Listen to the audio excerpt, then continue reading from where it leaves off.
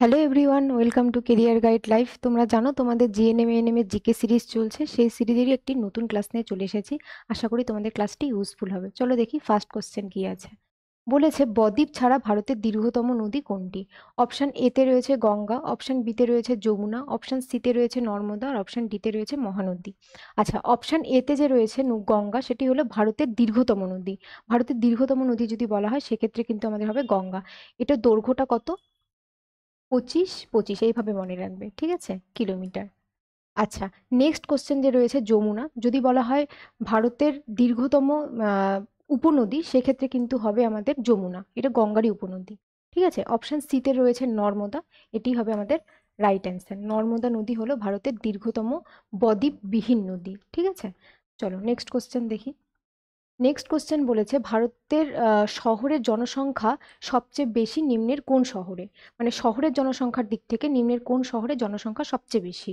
Option A তে রয়েছে Mumbai, option B তে রয়েছে দিল্লি, অপশন সি তে রয়েছে কলকাতার, অপশন ডি তে রয়েছে চেন্নাই।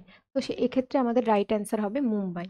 আচ্ছা, ভারতের কোন স্টেটে যদি বলা হয় 2011 সেন্সাস অনুসারে জনসংখ্যা সবচেয়ে বেশি কোন রাজ্যে, সেক্ষেত্রে কিন্তু হবে আমাদের উত্তরপ্রদেশ।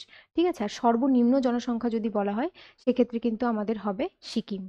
ঠিক আছে, চলো নেক্সট কোশ্চেন দেখি। নেক্সট কোশ্চেন বলেছে কার্নাইল সার্কুলার কবে জারি হয়? আচ্ছা, সবার ফার্স্ট যেটা জানতে হবে কার্নাইল সার্কুলারটা কি।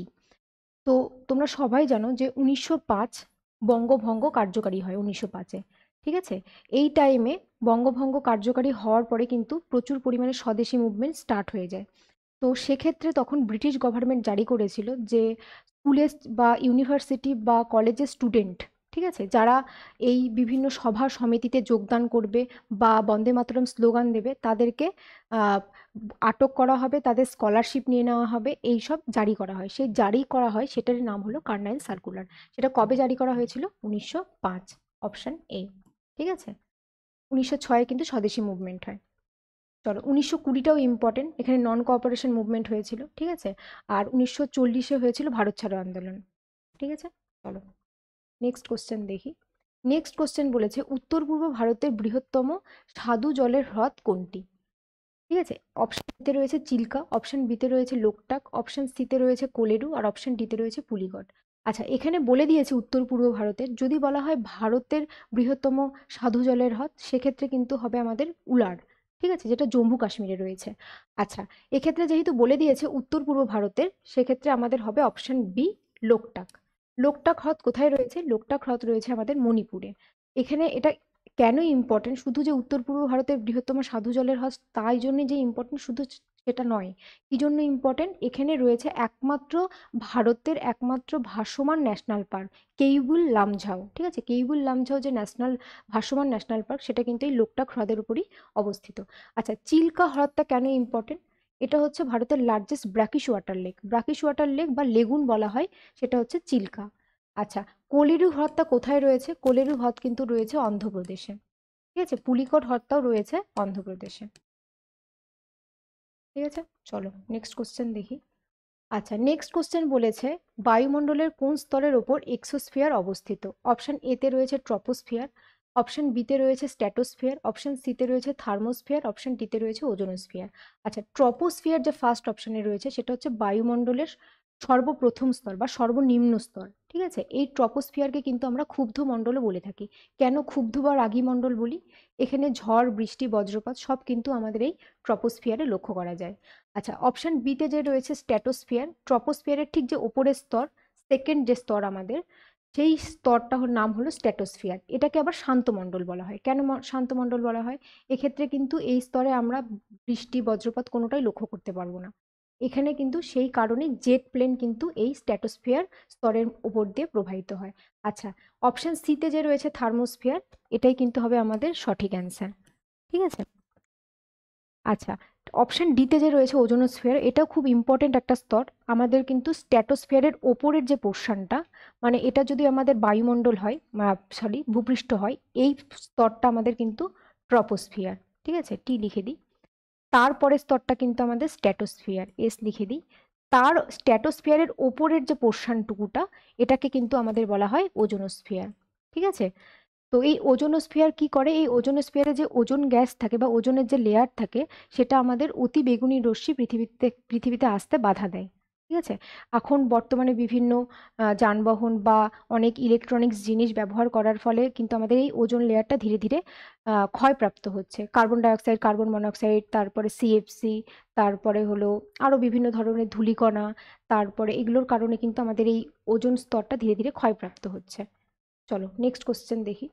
বলেছে কোন ভিটামিন ইস্টে প্রচুর পরিমাণে থাকে। অপশান এতে রয়েছে ভিটামিন এ, অপশান বিতে রয়েছে ভিটামিন বি, অপশান সিতে রয়েছে ভিটামিন সি, আর অপশান ডিতে রয়েছে ভিটামিন ডি। তো আমাদের ইস্টে প্রচুর পরিমাণে থাকে কিন্তু ভিটামিন বি কমপ্লেক্স। ঠিক আছে। চলো নেক্সট কোশ্চেন। আচ্ছা নেক্সট দেখো কি বলেছে। বলেছে প্রথম কোন ভারতীয় হাউস অফ কমন্সের সদস্য হিসেবে নির্বাচিত হন। আচ্ছা হাউস অফ কমন্সটা কি ব্যাপার একটু বলে দিই তোমাদের। আমাদের যেমন ইন্ডিয়ার পার্লামেন্টের দুটো কক্ষ রয়েছে তোমরা সবাই জানো, একটা হচ্ছে উচ্চ কক্ষ, একটা নিম্ন কক্ষ। নিম্ন কক্ষটা আমাদের হলো লোকসভা আর উচ্চ কক্ষটা রাজ্যসভা।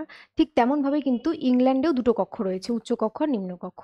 তো সেক্ষেত্রে যে হাউস অফ কমন্স সেটা কিন্তু ইংল্যান্ডের কিন্তু সেটা আমাদের লোয়ার হাউস যেটা লোকসভা সেটার মতো হলো নিম্ন কক্ষটা কিন্তু হাউস অফ কমন্স, আর উচ্চ কক্ষটাকে ওরা বলা হয় ওদের উচ্চ কক্ষটাকে বলা হয় হাউস অফ লর্ডস। তো এই উচ্চ কক্ষ আর নিম্ন কক্ষ তখন ইংল্যান্ডের যে আমরা তো তোমরা সবাই জানো যে আমাদের কনস্টিটিউশন তো বিভিন্ন দেশের কনস্টিটিউশন থেকে অ্যাডাপ্ট করা। তো আমাদের কিন্তু উচ্চ কক্ষ নিম্ন কক্ষ বলে কিছু নেই। তো মানে কথাটা আপার হাউস বা লোয়ার হাউস এই কথাটা কিন্তু নেই আমাদের কনস্টিটিউশন থেকে। তো ওদের দেশ থেকে আমরা অ্যাডাপ্ট করেছি। তো আচ্ছা সেই হাউস অফ কমন্স যে আছে মানে নিম্নকক্ষ, সেই নিম্নকক্ষের ভারতীয় হিসেবে ফার্স্ট নির্বাচিত হন কে, আমাদের অপশন সিতে যে রয়েছে দাদাভাই নৌরোজি তিনি। আচ্ছা আমাদের লালা রাজপথ রায় তোমাদের সম্পর্কে তোমাদের আগে অনেক ভিডিওতে বলেছি, ঠিক আছে। বাল গঙ্গাধর তিলক সম্পর্কেও তোমাদের বলা হয়েছে। আচ্ছা নেতাজি সুভাষচন্দ্র বোস সম্পর্কেও তোমাদের বলা হয়েছে। এখানে ইম্পর্টেন্ট হচ্ছে দাদাভাই নৌরোজি। চলো নেক্সট কোশ্চেন দেখি। নেক্সট কোশ্চেন বলেছে 1 গ্রাম প্রোটিন থেকে কত পরিমাণ শক্তি উৎপন্ন হয়। অপশান এতে রয়েছে 10 কিলো ক্যালোরি, অপশান বিতে রয়েছে 4 কিলো ক্যালোরি, অপশান সিতে রয়েছে 8 কিলো ক্যালোরি, আর অপশান ডিতে রয়েছে 10.5 মানে 10.5 কিলো ক্যালোরি। আচ্ছা 1 গ্রাম প্রোটিন থেকে বলেছে সেক্ষেত্রে কিন্তু হবে আমাদের 4 কিলো ক্যালোরি। কোনোদিন যদি তোমাদের 2 গ্রাম 5 গ্রাম এভাবে আসে সেক্ষেত্রে কিন্তু তোমরা ক্যালকুলেট করে নেবে। চলো নেক্সট কোশ্চেন দেখি। বলেছে কত্থক নৃত্যের কত্থক শব্দের অর্থ কী। আচ্ছা তোমরা সবাই জানো যে আগের ভিডিওগুলোতে আমি বলেছি যে আমাদের কিন্তু ইন্ডিয়াতে 8টা ক্লাসিক্যাল ডান্স রয়েছে। সেই 8টা ক্লাসিক্যাল ডান্সের মধ্যে অন্যতম একটা হলো কত্থক। কত্থক কোথায় দেখতে পাওয়া যায়? নর্থ ইন্ডিয়াতে কিন্তু এই কত্থক ডান্সটা সৃষ্টি হয়েছে। আচ্ছা অপশান এতে যে রয়েছে গল্প, সেটা কিন্তু আমাদের এই কত্থক শব্দের অর্থই হলো গল্প। অপশান বিতে যে রয়েছে কথোপকথন পরিবেশন, সেটা কিন্তু আমাদের কথাকলি। কথাকলি যে নৃত্যটা রয়েছে বা ক্লাসিক্যাল ডান্সটা রয়েছে সেটার অর্থ কিন্তু আমাদের এই কথোপকথন পরিবেশন। আচ্ছা অপশান সিতে যেটা রয়েছে ভগবান বিষ্ণুর নারীর অবতরণ, সেটা কোন নৃত্যের মাধ্যমে আমাদের পরিবেশন করা হয়? মোহিনীঅট্টম। ঠিক আছে। মোহিনীঅট্টম যেটা আমাদের কেরালার নৃত্য কিন্তু, সেটার মাধ্যমে কিন্তু ভগবান বিষ্ণুর যে নারী অবতরণ সেটাকে আমরা পরিবেশন করে থাকি। আচ্ছা চলো নেক্সট কোশ্চেন দেখি কি আছে। আচ্ছা নেক্সট কোশ্চেন দেখো বলেছে যকৃৎ, দুধ, ডিম, মাছ সহ বিভিন্ন খাবারে জলে দ্রবীভূত কোন ভিটামিন পাওয়া যায় যা মানবদেহের রক্ত এবং স্নায়ু কোষকে সুস্থ রাখতে সাহায্য করে। আচ্ছা এগুলো সব কমা কমা হবে, হ্যাঁ। যকৃৎ, দুধ, ডিম, মাছ সহ বিভিন্ন খাবারে জলে দ্রবীভূত কোন ভিটামিন পাওয়া যায় যা মানবদেহের রক্ত এবং স্নায়ু কোষকে সুস্থ রাখতে সাহায্য করে। আচ্ছা অপশান এতে রয়েছে ভিটামিন বি5, অপশান বিতে রয়েছে বি12, অপশান সিতে রয়েছে ভিটামিন বি6, আর অপশান ডিতে রয়েছে ভিটামিন এ। আচ্ছা আমাদের জলে দ্রবীভূত আর তেলে দ্রবীভূত দু প্রকারের ভিটামিন দেখতে পাওয়া যায়, এ ডি ই কে। এগুলো হলো তোমাদের ফ্যাটে দ্রবীভূত আর বাকিগুলো কিন্তু জলে দ্রবীভূত ভিটামিন। তো সেক্ষেত্রে কিন্তু আমাদের এখানে বলেছে জলে দ্রবীভূত কোন ভিটামিন এই খাবারগুলোতে পার্টিকুলার পাওয়া যায় সেটা হলো বি12। আচ্ছা বি12 কিন্তু আমাদের লোহিত রক্তকণিকা তৈরিতে সাহায্য করে থাকে। তোমাদের অনেক সময় কোশ্চেন আসে দেখবে যে লোহিত রক্তকণিকার কবরস্থল কোনটাকে বলা হয়, ঠিক আছে। সেটা কিন্তু আমাদের হবে প্লীহা।